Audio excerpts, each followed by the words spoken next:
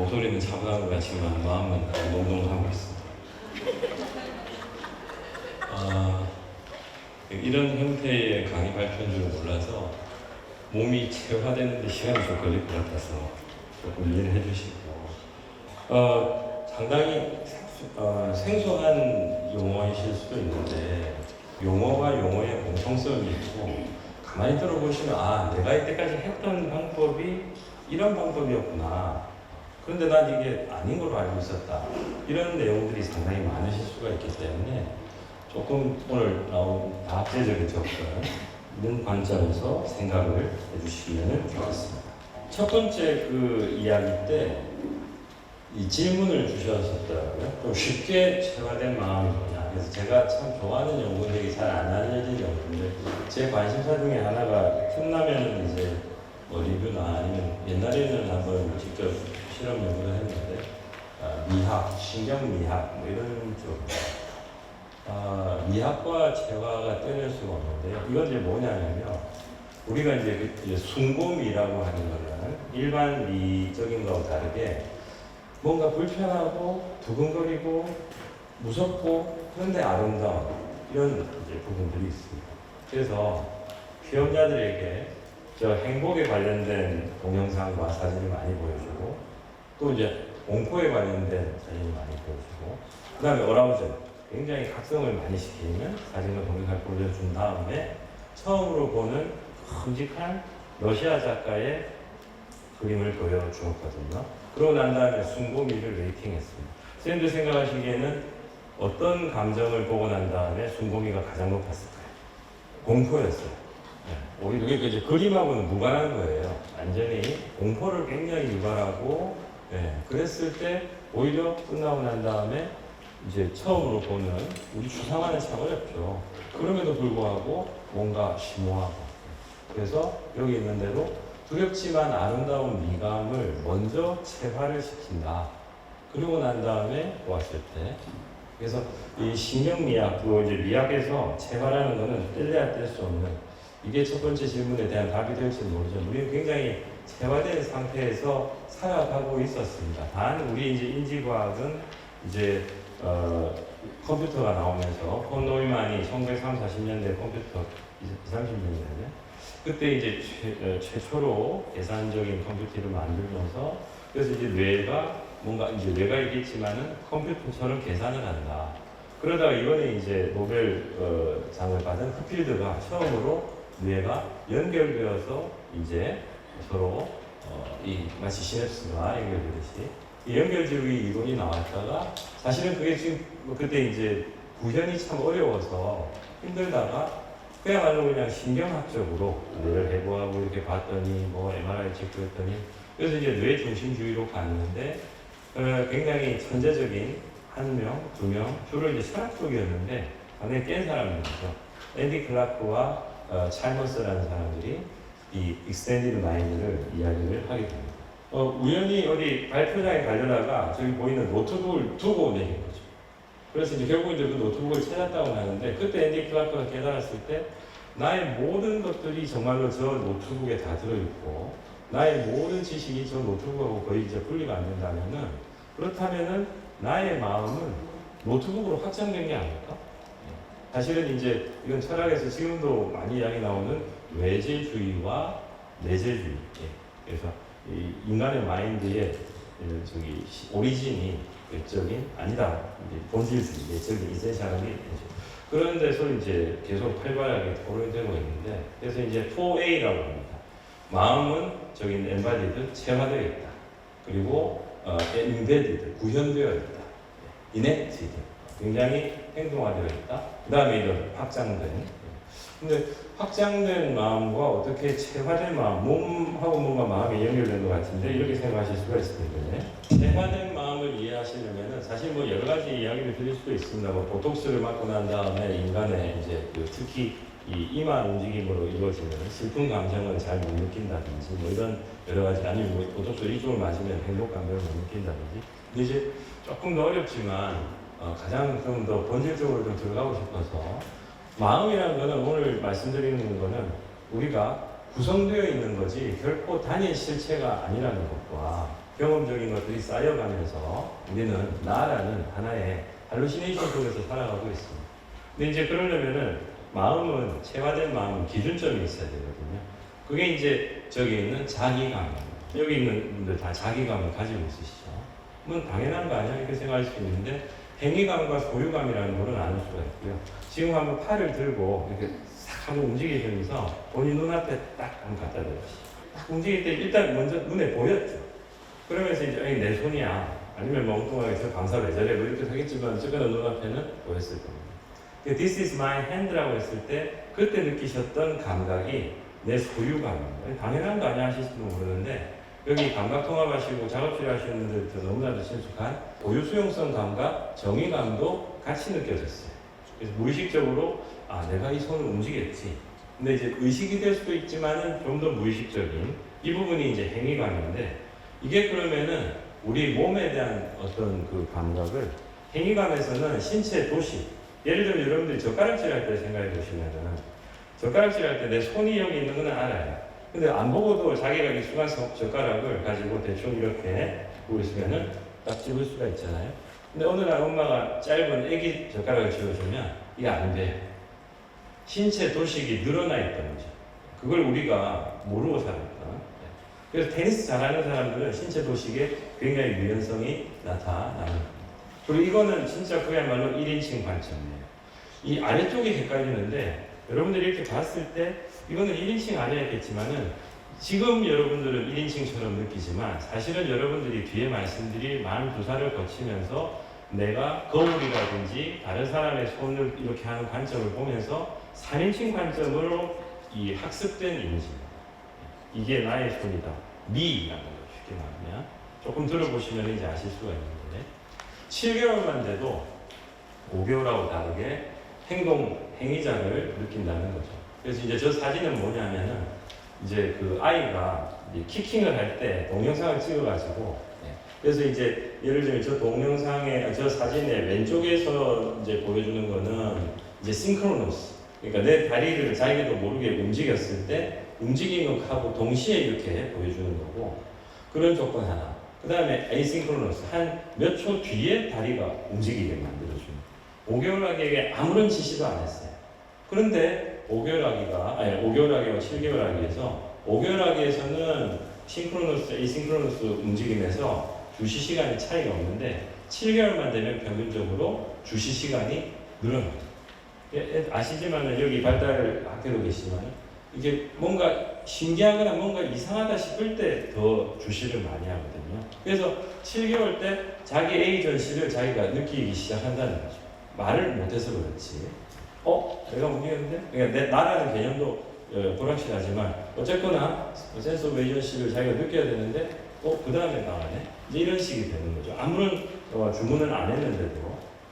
그래서 움직임, 에이전시는 중요하고 이걸 우리 자폐성 아이들한테 대비한다면은 이 가리키기가 왜 중요하냐, 포인팅이 왜 중요하냐. 그것은 이제 행위자인 영화가 저는 이제 행위자라는 말을 참 즐겨서 쓰는데 자기의 가리킴을 통해서 외부에 있는 우선 사람이 중요한 게 아니라 창조 대상을 이제 드디어 선택을 해서 이렇게. 근데 이때까지 그거 자체가 이제 여러분들이 교과서적으로 배우셨겠지만 결국 벌써 그때부터 이 아이는 아까 말씀드린 extended mind가 좀 들어가는 거죠. 외부에 있는 사물을 이용해서 창조를 해서 나의 뭔가를 표현을 하고 있으니까 마음에 extended mind가 확장되는지가 또한 포인팅을 통해서 재화되는지가 서로 만나고 정교해지는 겁니다. 이 레퍼런싱은 굉장히 중요해서 오브젝트 레퍼런싱이 필요하고 결국 그게 소셜한 other 레퍼런싱이 되고 아더가 먼저 레퍼런싱이 되고 42살 지나면서 셀프 레퍼런셜 소트 드디어 그때 미로서의 나가 이제 느껴지는 겁니다. 이 42세는 참 중요한 부분이고 자폐성 장애는 이 부분에 문제가 있기 때문에 소위 네이티브 월드 언어 하시는 분들 너무나 잘 아시겠지만은 지시어라든지 우리 이제 조사 이제 영어로 하면 전치사인데 특히 방향을 나타내는 으로 에서 이런 것들 여기 저기 위 아래 그리고 제일 중요한 남 이런 것들 이게 이제 역전이라기보다도 아무튼 대명사 사용해서 화시어에서 어려움이 바로 이 부분 때문이죠. 그리고 이제 42살 때 소유감은 이제 이런 그 거울 인식, 저기 지금 아기가 코에다가 이 루즈라고 하죠. 루즈 테스트. 예, 저는 제 아이한테도 해봐서 다행히 통과해서 이제 안심했던 적이 있었거든요. 여러분들이 말로만 들었던 그 저기 청소고기 있죠. 놀래기. 청소고기가 루즈 테스트를 통과했어요. 근데 그 루즈 테스트를 통과했다는 말의 의미는 뭐냐면은 청소고기가 입에서 이렇게 먹다가 실수로 말랑말랑하니까 그 살을 뜯어먹을 수도 있잖아요. 그럼 아야 하고 안 올 거 아니에요, 고객이. 그러니까 이제 평판 관리를 하기 위해서 이 경우 이제 마음 이론하고 비슷해지는 거죠. 그러니까 결국 그러면서 내 자신, 나에 대해서 반성하고 여기 있는 대로 셀프 레션을 자기 참조를 하는 과정에서 굉장히 중요한 말은 못해도 놀래기까지도 청소 놀래기까지도 지금 이게 된다고 하거든요. 그래서 이 나를 미로 볼 수 있는 그래서 아까 다시 말씀드리지만 우리가 이렇게 보더라도 우리가 이걸 볼 때 이게 내 손이야라고 할 때는 이게 3인칭 관점에서 나의 손 또 이제 그 사람 마인 이런 식으로 이제 발전을 해가는 그 다음에 이제 언어가 성숙되면서 우리의 자아는 사실 이야기가 없이는 도저히 성립될 수 없죠. 아마 여러분들한테 나는 당신은 누구예요 이러면은 다 말로 표현하거나 아니면 이제 좀 우리 자폐성 장애들 중에서 조금 이제 AAC가 잘 되는 애들은 뭔가 그런 걸 가지고 뭔가 나레이션으로 자기를 표현하는 그게 이제 그때 이루어지는 것들이 되겠습니다. 행위감, 소유감 기제에 그러면은 왜 이게 중요하냐, 체화라는 것 자체가. 우리의 뇌를 컴퓨터로만 생각하면요. 만약에 이제 우리 여기 롯데자이언트 팬들이 제일 많으시겠죠? 만약에 공이 이렇게 날아올 때 타자가 치려고 할 때 대부분은 공이 와서 딱 이제 수박만하게 보이니까 친다 이러거든요. 근데 실제로 제 보면은 전혀 그렇지가 않습니다. 이런 여러 가지 속도 면에서 보면은 공이 이 투수의 손에 홈플레이트에 들어오는 약 4분의 1 지점부터 스윙이 결정되고 스윙이 시작되는데 몰라요. 쉽게 말씀드리면 이제 휘둘러 놓고 이제 조정에 들어가는 건데 이 타자들은 특히 노련한 타자들은 이제 잘 보였다고 이야기하죠. 이 핵심이라는 부분을 보시면 가까이 온 공을 정확하게 보고 그게 ABCA잖아요. 그걸 스윙한다는 거는 우리의 착각이라는 거예요. 미리 예측을 하고 던져놓고 그 다음에 제어를 합니다. 그러면은 우리 뇌는 계산의 부담이 훨씬 줄어들겠죠. 물론 이게 단일 과정은 아닙니다.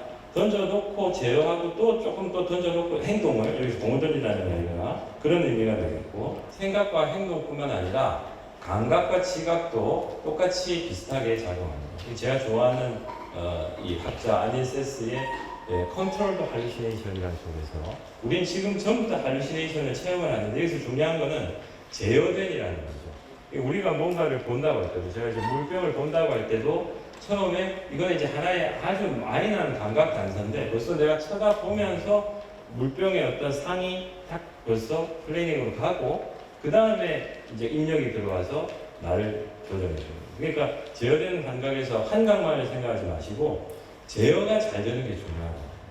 또 새어나가야 되는데 저는 이걸 체험했던 게 제가 제어가 안 됐던 가장 큰 경험이 서울에서 공부하고 처음으로 4월에 구서동 터미널 지났는데 바다 냄새가 나는 거예요. 지금 그거는 뭐 정말로 잊을 수 없습니다. 그래서 세상에 여기 바다가 있나? 가만히 있어 여기서 해운대가 가깝나 송정이 가깝나 이랬었는데 그 다음에는 사라지더라고요. 그래서 내가 그때 환각에 빠졌었구나. 그때 내가 제어가 안 됐었구나. 우리 모든 것들은 다 제어된 감각에서 감각도 바로 그런 것들이라고 할 수 있는 거죠. 제어하고 구성한다. 행동도 다시 말씀드리지만 몸이 있으니까 던져놓고 제어하는 겁니다. 그러니까 뭘 던지느냐 우리 뇌에서 무슨 의도가 생기면은 예측 행동 사본이라는 거 그걸 먼저 던져놓고 그리고 그때 이게 이제 제가 넣은 이유는 행위감과 소유감이 여기서 필요한 거예요.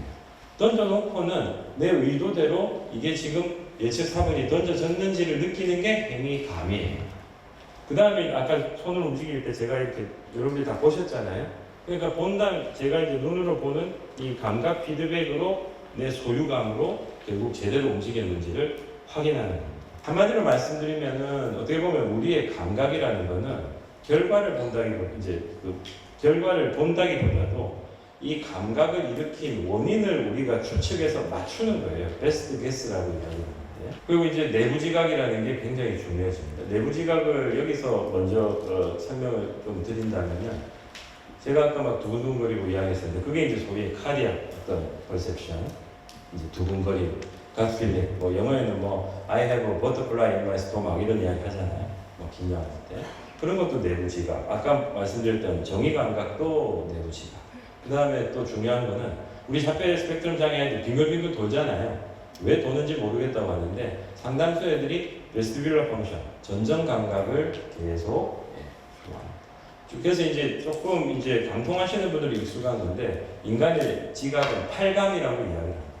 그리고 이제 8감 중에서 3감을 제가 아까 말씀드린 gut feeling, 그 다음에 정의감, 그 다음에 이 저기 vestibular function을 전체를 내부 지각이라고 하기도 하고 그 3감 중에서 이 내부 장기에서 느껴지는 것을 내부 지각이라고 하는데 이게 중요한 이유는 아까도 말씀드린 대로 이 던져놓고 보고 던져놓고 행동을 하고 맞추기 때문에 결국에는 외부에만 던지는 게 아닌 거예요.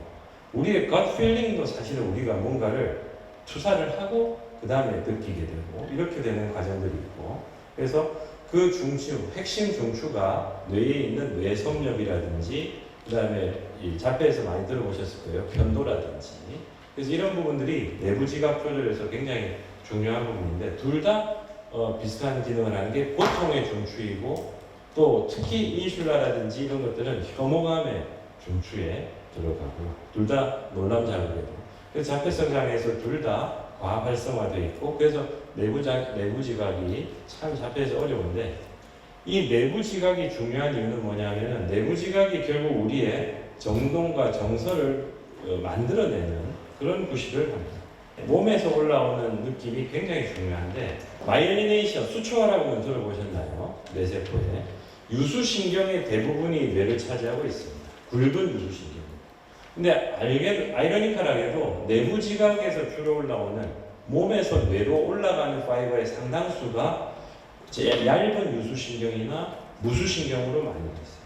그래서 많은 사람들이 무수신경 하면은 뭔가 열등한 거로 생각하지만 전혀 그렇지가 않습니다. 무수신경이 저기 보시면은 뉴런 두 가지 중에 위쪽이 무수신경인데 점프해서 전달되는 유수신경보다는 느리고 하지만은 이 수초가 없기 때문에 거기에는 화학적 수용체가 훨씬 많이 달라붙어 있습니다. 여러분들이 잘 들어보셨던 옥시토신 수용체도 무수신경에 훨씬 더 많습니다. 그러니까 느리면서 뭔가 전기 화학적인 게 풍부하게 결합하면서 그러면서 우리의 느낌 생성에서 굉장히 중요한 말초가 굉장히 중요한 부분들이 큽니다.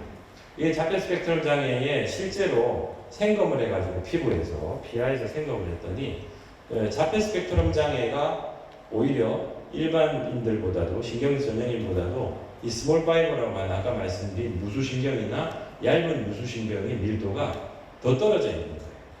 즉 상대적으로 다른 신경들이 더 많겠죠.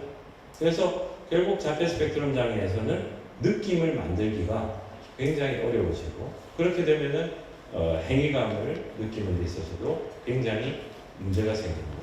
그래서 이게 이제 굉장히 심해지면은 뭐냐면은 이제 느낌이 생성이 잘 안 되고 근데 누가 내 앞을 지나갔는데 아니면 누가 이렇게 지나가면서 이렇게 나를 슬쩍 뭐 밀었는데 아니면은 이제 누가 내 컵을 이렇게 옮겼는데 내 행위감은 안 느껴지는데 내가 팔로 옮겼는데 내 행위감 자체는 안 느껴지는데 옮겨졌으니까 이거 뭐지? 아 누가 나를 이렇게 일부러 했구나. 나중에 그래서 피해관념으로도 발생을 하게 됩니다. 소유감에서 또 말씀드리고 싶은 것은 3인칭 관점.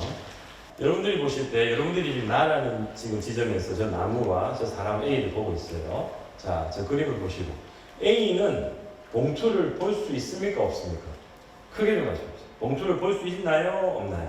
A에게는 노란 꽃이 노란 꽃 보이시죠? 나무의 오른쪽에 보이나요? 나무의 왼쪽에 보이나요? 3번이 제가 중요한 건데 자 방금 제가 1번을 풀 때 또 2번을 풀 때 선생님들의 생각의 작동 방식이 비슷한 느낌이었습니까? 다른 느낌이었습니까? 그게 이제 제 말씀의 핵심인데 시각적 관점 획득이라고 하는 건데 그래서 레벨 VPT1 Visual Perspective Taking 1 그 다음 VP2라고 하는데 좌측 그림이 VPT1이에요. 아까 그 나무 A 봉투. 그래서 VPT1은 저 사람에게 보이느냐 보이지 않느냐 what을 묻는다면은 저 사람에게는 그게 어떻게 보이느냐가 되는데, VP2는 기본적으로 여기 지금 VP2 그림에서 이렇게 그 상상력 표시가 되어 있죠. 결국 이 빨간 옷을 입은 샘이 지금 그린색을 입은 탐의 위치로 자기가 간 것처럼 머릿속에서 이동했듯이 해서 탐의 시각에서 볼 수 있어야 되는 거예요. 그래야만 그게 이루어지거든요. 이게 굉장히 헷갈리는 개념이실 수 있는데, 이게 체화이자 또 탈체화입니다. 제가 아까 박재국 교수님 강연하실 때 조금 이렇게 분위기, 특히 이걸 보고 해야 되니까 제가 저기서 열심히 VP2를 했어요. 내가 저 자리에 서서 강연하면 이렇게 될까 뭐 이런 식으로. 여러분들은 너무나 VP2를 많이 쓰시죠. 근데 이게 생각보다는 어렵다는 이야기입니다. 누구한테? 우리 자폐 스펙트럼 장애. 그리고 VPT와 인지적 관점 획득을 서로 이런 실험을 했어요. 그래서 이런 결과적으로 말씀드리면 나중에 보시면 충분히 아실 텐데, 마음이론 검사를 해서 마음이론 결과의 능력치와 VP2-1 능력치와 VP2 능력치를 재봤더니 자폐 스펙트럼 장애 아이들인데, 결국 자폐 스펙트럼 장애 아이들에서는 VP1은 마음이론하고 관련이 없었어요. 근데 VP2, 아까도 말씀드린 대로 탈체화되듯이 해서 내가 그 사람의 어떤 시각에서 보는 how, 그리고 오른쪽 왼쪽 이런 것들이죠. 그 능력이 마음 능력과 관련이 있었다는 거예요. 그래서 이제 그걸 막 종합해가지고 제가 좀 찾고 또 리뷰 아티클도 있고 했었는데, 결국 VP2라는 능력과 VPT2와 인지적 관점 획득과 전선적 관점 획득, 이런 것들이 다 연관이 되고, 특히 이제 관련되는 거는 저 붉은색으로 서로 상호방향으로. 그래서 뇌에는 척두엽과 두정엽의 접합부가 있는데, 앞으로 TPJ라고 템포로 페리탈 정션 약자를 좀 들 텐데, 저 부분이 이제 이 VP2 능력에서 핵심 능력입니다. 아이러니컬하게도 저 특수 두정 영역이 인지적 관점 획득하고 겹치는데, 인지적 관점 획득 영역은 훨씬 더 광범위합니다. 어쨌거나 같이 겹쳐지는 것이고, 근데 여기가 또 희한한 게 저기 노란색으로 써놨지만은 마음이론 관련 중추 중에 하나예요. TPJ라는 거는. 그냥 뒤에 말씀드린 유체이탈 경험의 핵심 중추입니다. 그 자폐성 장애인의 이제 VP2, 죄송합니다. 아까 참, 그 앞쪽은 일반인한테도 했을 때, 그 결과도 제가 자폐성 장애인 말씀드렸는데, 일반인한테 해봤을 때 VP2가 마음이론에 더 능력치를 발휘하고 VP1은 마음이론하고 상관이 없었던 거고요. 자폐성 장애인에서 VP2를 어떻게 실험했냐면은, 저기 이제 여러분들 자 A를 보시면은 밑에 있는 그림에서 어떤 판다가 보이는지 아시겠죠? 자, 문제는 VPT2를 봅시다. 저기 서 있는 까만 옷을 입은 사람이 이제 여러분들이 A라는 걸로 보이는 걸 아신 다음에 통을 씌우고 이제 실험자가 와요. 그래서 저기 서요. 자, 지금 저 까만 옷 입은 선생님은 지금 펜다가 어떻게 보일까? 이러면은 어떻게 보이는지 아시겠죠? 그러니까 저 까만 옷 입은 선생님 보시냐면 이제 왼쪽 상단에 펜더 정면이잖아요. 그러니까 저걸 하려면은 아까도 말씀드린 대로 내가 그 선생님의 관점으로 디스엠바디먼트가 일어나야 됩니다. 또 이제 그런 질문이 있고, 또 한 가지는 애가 보는 앞에서 저기 A에 있는 판다에다가 통을 씌우고 돌리는 거예요. 심적, 그러니까 멘탈 로테이션을 측정하는 겁니다. 가리고 돌렸으니까 보지 않고 돌린 거죠.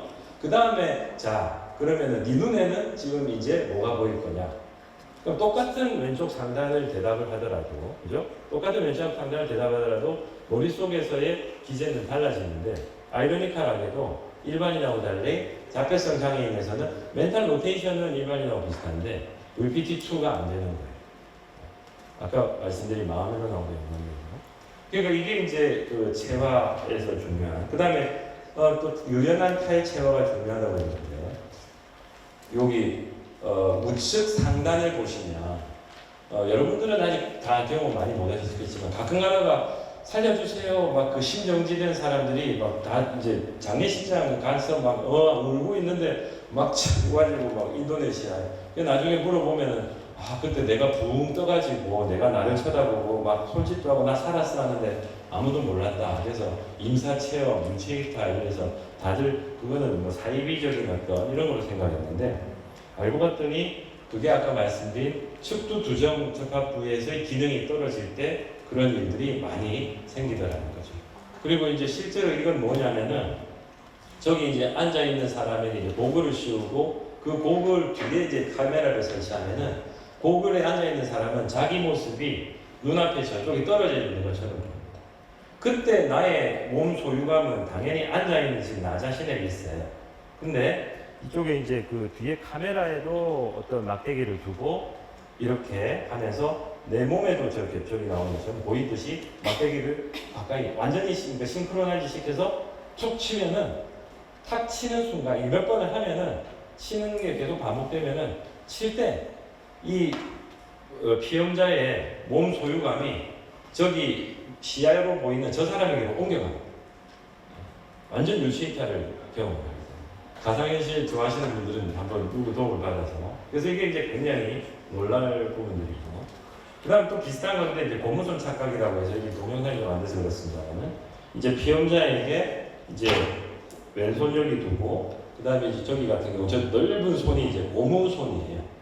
그 다음에 여기다가 이제 자기 진짜 오른손을 두고 그 다음 앞에 실험자가 북 같은 걸로 이쪽 이제 그 오른손하고 이쪽 그렇죠. 예, 저기 있는 것처럼 그러니까 여기 있는 고무팔을 이렇게 만지게 이제 하면서 그 다음에 이제 계속 이쪽도 만지고 이런 식으로 이제 똑같이 싱크로를 시키면은 어느 순간 이 오른팔의 감각이 이 고무팔로 옮겨갑니다.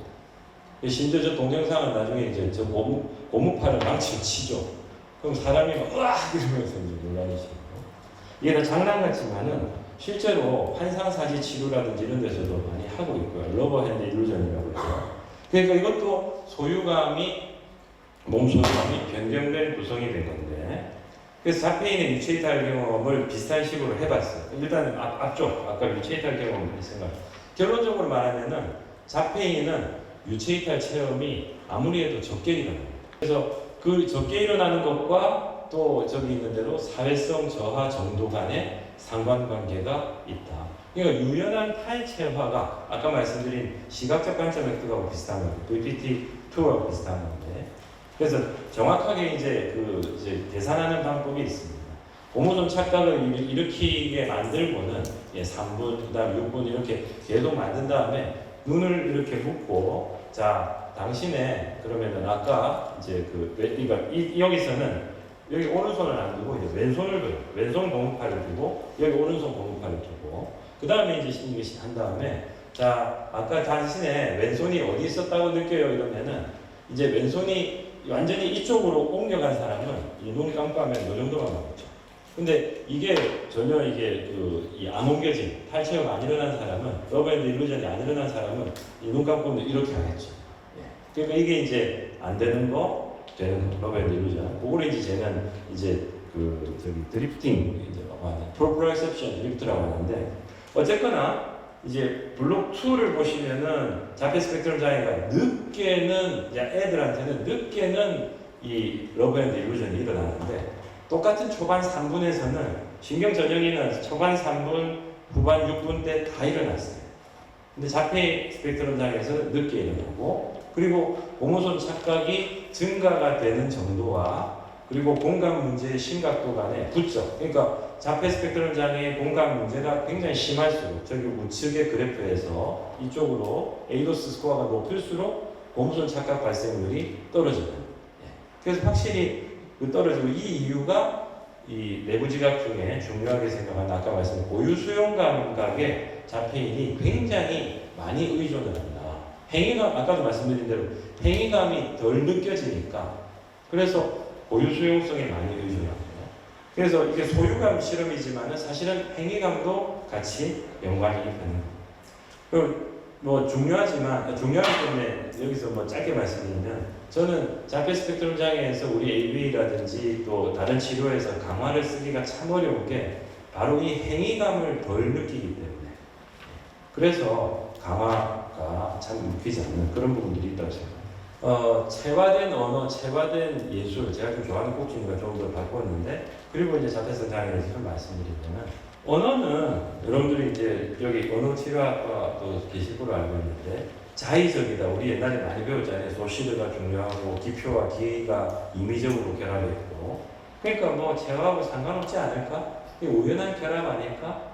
근데 아시는 분은 아시겠지만은 그 노암 촘스키의 제자인데 노암 촘스키의 생성요법을 반하고 나가서 결국 정말 위대한 업적을 이루신 조지 레이코프와 마크 존슨인데 우리나라에는 삶으로서의 의미라고 번역되어 있는 저 인생책인데 메타포입니다.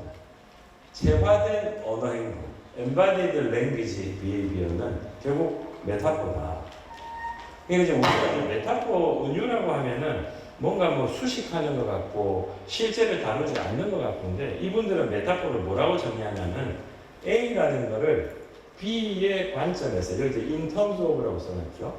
한 종류의 사물, 목표 영역을 다른 종류의 원천 영역에서 이제 이해하고 경험하는 것이다. 근데 그게 나타날 수밖에 없는 이유는 우리가 사람으로서 태어나서 커가기 때문이다. 몇 가지 핵심적인 이야기를 합니다. 그래서 이분들의 은유는 아까 제가 말씀드린 관점 획득하고 거의 똑같아요. 그래서 제일 중요한 기본 메타포 중에 하나가 오리엔테이션한 메타포인데 우리 아이들 발달 생각해 보세요. 여러분들 컸을 때 생각해보세요. 절대로 우리의 몸은 우리의 발달은 몸에서 필수적입니다. 제가 이걸 느끼는 게 제가 기억은 안 나지만 제가 기다가 이제 섰겠죠. 그때 우리가 굉장히 기쁘고 시야가 달라졌잖아요. 제가 한 7년 정도 부끄럽게 고백하는데 6cm짜리 키높이 구두를 신었었는데 고민하다가 키높이 구두를 신었더니 이 중요할 때 또 이런 세상이 다른 거예요. 공기도 다르더라고요. 제 선배 중에 190 교수님 계신데 그래서 형님이 마시는 공기는 어땠더니 웃더니 산소 농도가 너무 높아 뭐 이렇게 이야기하시더라고요. 그래서 뭘 말씀드리려고 하냐면 위아래라고 하는 객관적인 걸 우리가 이제 지식으로 어떻게 알고 물리적인 걸 배워간다고 생각하지만 그 모든 것들이 아까 제가 데이티브 월드부터 이야기했지만 그 모든 것들은 그 우리의 모든 시공간적 특히 시간은 어렵습니다만 공간적 오리엔테이션은 우리의 몸의 발달에서 일어나거든요. 그래서 우리 언어에서 행복은 은연중에 위라고 이야기하죠. 슬픔은 아래라고 하죠. 그게 우리가 이제 기대에서 섰을 때 느꼈던 그 유능감, 셀프 컨피던스, 저의 키높이, 구두 이런 것들이죠. 그래서 주로 나는 기분이 들떠 있다. 이건 전 세계적으로 마찬가지예요. 떠 있다 위라는 거죠. 좋은 건. 그 다음에 의식도 그죠? 잠에서 깨어날 때 벌써 영어로 wake up이라고 하죠. 누가 wake down이라고 합니다. 그죠? 그 다음에 보라 떨어졌다 아래. 그 다음에 미래 이제 시간으로도 갑니다. 미래 사건은 위로 이야기하고 앞으로 표현하고. 그래서 영어로 하면 up and ahead 앞으로 이야기하는데 저런 것들이 전혀 임의적으로 아비트러리하고 결합한 게 아니라는 거죠. 그 다음에 이제 조금 어려운 은유지만은 굉장히 중요하게 레이코프와 존슨이 이야기하는 게 도관 은유입니다. 그러니까 몸을 가지고 있는 하나의 이 화자 A와 몸을 가지고 있는 하나의 화자 B가 은연중에 어떤 도관, 관이라고 생각하시면 돼요. 관으로 무언가를 우리가 이제 먹을 거를 보낼 수도 있었겠죠. 예전에 그릇에 담아서 뭐 보냈다든지 뭐 옛날에 포석정에서 뭐 물 이렇게 술잔 담아서 보내는 거 생각하시면 될 거예요. 어쨌거나 그런 것들이 오늘의 큰 주제인 의사소통에 관한 은유에서 굉장히 중요하다. 그리고 우리가 화자와 청자 간에는 일종의 도관이 있고 뭔가에 담아서 보낸다. 그래서 첫 번째 아이디어는 물건. 우리가 그냥 그런 생각은 어디서 얻었어? 이런 이야기 하잖아요. 얻었다는 것도 우리의 체화된 예전에 물건을 쓰고 했던 거기서 나와요. 우리 어릴 때 소꿉 장난할 때 그래서 물건도 쓰고. 그 다음에 언어 표현은 그릇. 그래서 좋은 표현을 더 정확한 단어에 담아서 보내자. 그 다음에 의사소통은 보내는 거. 내 생각에는 선생님에게 네 의견이 잘 전달되지 않는 것 같아. 전달되지라는 게 도관을 따라서 연중에 이런 어떤 것들을 이야기를 그래서 결국 몸을 기준으로 생성이 된다.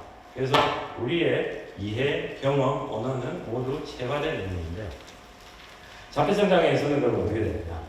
여기 이제 여러 가지 메타 분석을 했을 때 왼쪽을 보시면 아시겠지만은 소위 말하는 관습적 은유는 컨벤셔널 메타포는 자폐성 장애에서는 확실히 좀 떨어져요. 근데 오른쪽에서 이런 연구가 계속 더 나오기를 바라고 있는데 저는 똑같은데 심플 메타포에서는 자폐성 장애가 조금 떨어지는데 상당히 크리에이티브한 메타포를 만드는 데 있어서는 상당히 높은 기능을 보였다. 그래서 제가 오늘 좀 그 앞쪽에 떨어졌다 이런 이야기도 했습니다만은 결국 자폐성 장애에서의 체화된 인지는 역시 신경 전형인과 다른 어떤 형태의 체화된 인지를 가지고 있다. 그게 가장 대표적으로 보여주는 게 서번트죠. 서번트에서 이제 제가 저게 우리나라에서 번역이 어떻게 되나 했더니 너무 어려워서 저도 포기했는데 베리디칼 매핑이라는 이론이 있습니다. 물론 이제 자폐성 서번트의 여러 능력을 RRB로도 이야기하고 뭐 여러 가지 옵세션으로도 이야기하고 하는데 최근에는 이제 좀 저런 식으로 그러니까 이게 그 관점 획득 그 다음에 아까 말씀드린 A를 B에서 연결시키는 마치 도관운용 비슷한 건데 베리디칼 매핑 그야말로 매핑 그러니까 여러 가지 다차원적인 시각적인 거 청각적인 거 이런 것들이 막 촉각적인 게 와도 차원들 간에 어떤 지각적 구조적 아이소모픽한 어떤 스트럭처를 빨리 감지시켜서 빨리 매핑 대응시킬 수 있는 그 능력을 베리디칼 매핑이라고 합니다. 근데 이제 이게 좋은 것 같지만 실제로는 그렇진 않아요. 우리가 빨리빨리 살아가고 빨리빨리 커뮤니케이션 하려면 들어오는 인포메이션을 가지치기를 다 해야 돼요. 그게 우리 전두엽이 해야 됩니다. 소위 말하는 탑다운 컨트롤. 아까 제가 컨트롤드 할루시네이션이 우리가 지금 살고 있는 세계라고 했잖아요. 근데 자폐는 컨트롤이 잘 안 되기 때문에 오히려 들어오는 게 팍 들어오는데 희한하게도 이 들어오는 시각 청각들의 노이즈까지도 우리가 과거에는 노이즈라고 생각했을 것도 다 연결 지을 수가 있다는 이야기였습니다. 그래서 예측은 떨어졌습니다. 오히려 이런 아이소모픽한 스트럭처를 베리디칼 매핑할 수 있는 능력은 굉장히 높아서 그래서 베리디칼 매핑으로 설명되는 서번트의 대표적 능력이 제 외래도 한 3명 정도 있는데 과독성이 굉장히 많습니다. 에솔루트 피치는 뭐 말할 것도 없고요. 절대 안 나와요. 제가 사실 우리나라에서 지금 뭔가 좀 자폐해서 건강학을 해봐야지 하고 지금 계속 노력을 하는데 설문지도 좀 못 찾고 해서 답답하지만 어쨌거나 제 외래에 일부러 저는 꼭 건강학을 물어봅니다. 조금 기능이 좋으면. 그러면 어머님들이 엄청 놀라시죠. 오늘 어떻게 아시냐고 물어보고 이런 거 물어보는 사람 처음이었다고 하는데 이 사이네스테이지아도 아까 말씀드린 대로 가장 대표적인 게 색청 공감이죠. 미술학원도 한번 찾아가서 이제 그 서버 학원을 가가지고 주황색은 뭐 떠오르는 숫자 있냐 했더니 3 이렇게 얘기하더라고요. 그래서 초록색을 딱 하니까 4 이랬어.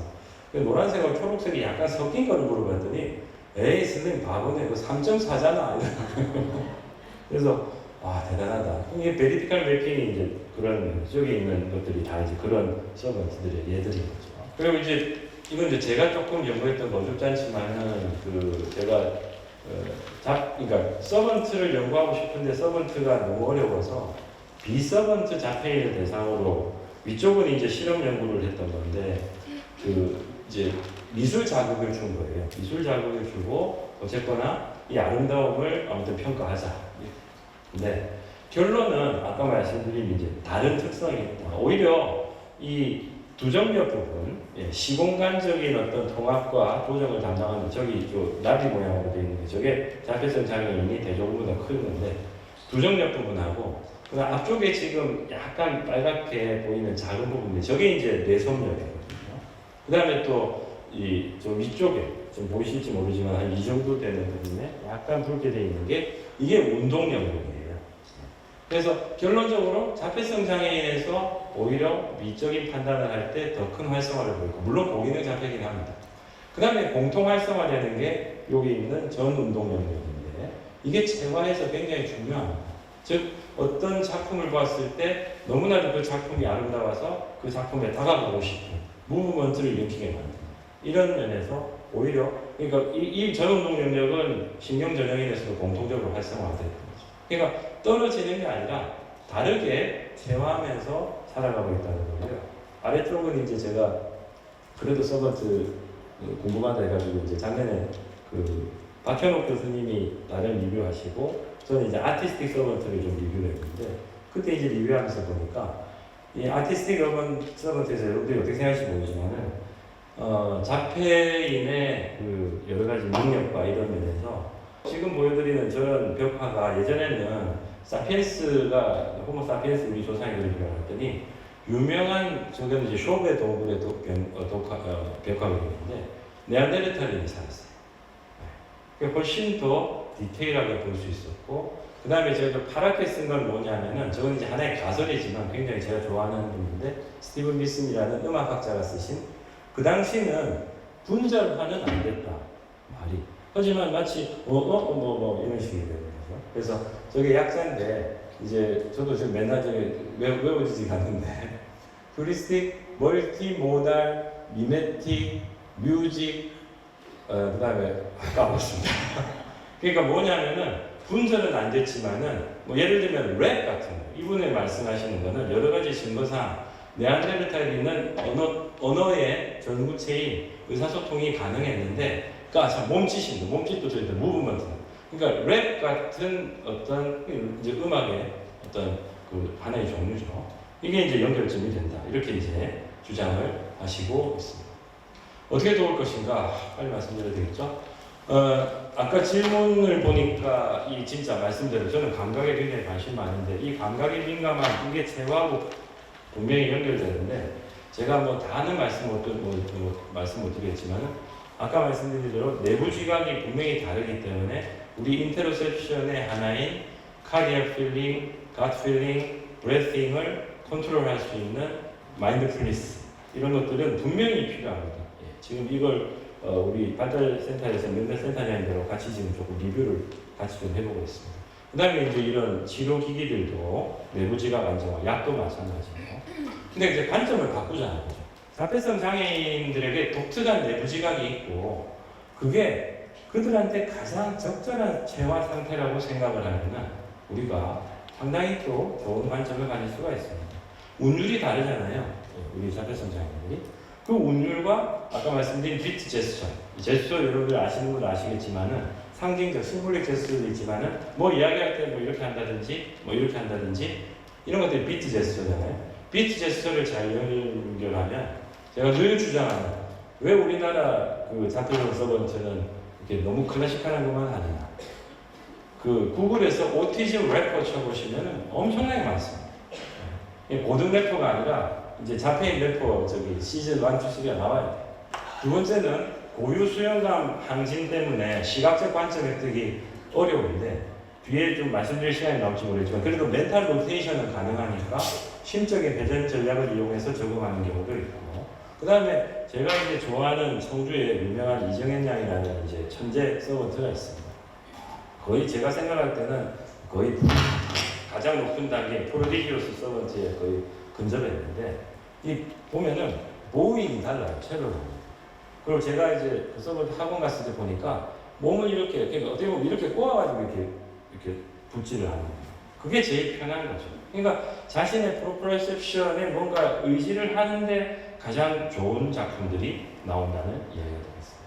오히려 이제 좀 더 이게 실용적이라고 생각해서 갖고 왔는데, 우리가 시각의사성을 이용합시다라고 했던 게 아까 제가 처음에 말씀드렸던 선생님들 스스로가 벌써 자폐인 특유의 확장된 인지를 벌써 적용했던 거예요. 익스텐디드 마인드를 적용한 거죠.